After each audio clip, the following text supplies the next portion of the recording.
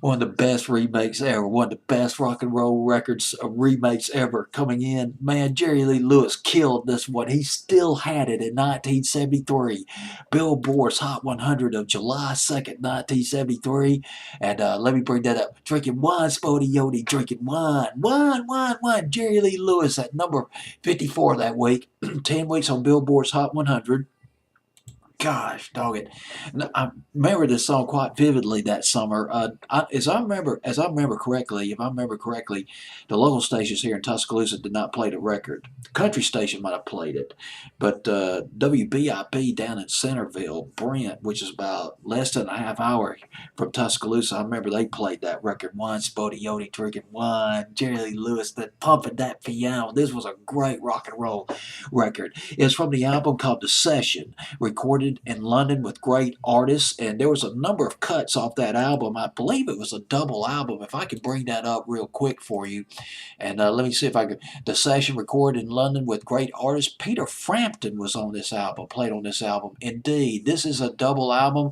A lot of rock and roll remakes. Johnny B. Good, High School Confidential, that Jerry Lee Lewis did in 1958, and High School and Early Morning Rain. He covered that. That was by Gordon Lightfoot.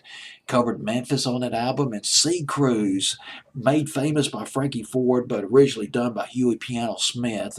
My goodness, it's great.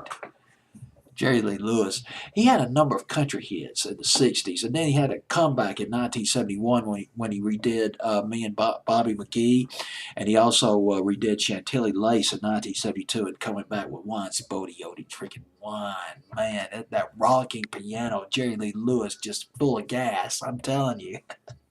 Full of gas. That does sound old-fashioned, doesn't it? Sound kind of like the 50s. Well, sock hop years. Man's a gas, Jerry Lee Lewis. The song was originally done by Stick McGee. Stick McGee, I'll pronounce it as McGee. It's McGhee, born in 1917.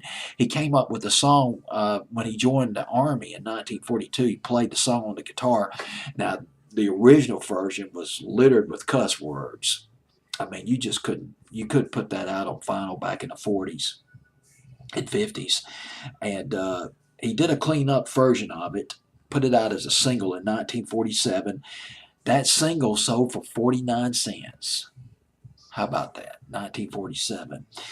But didn't do anything.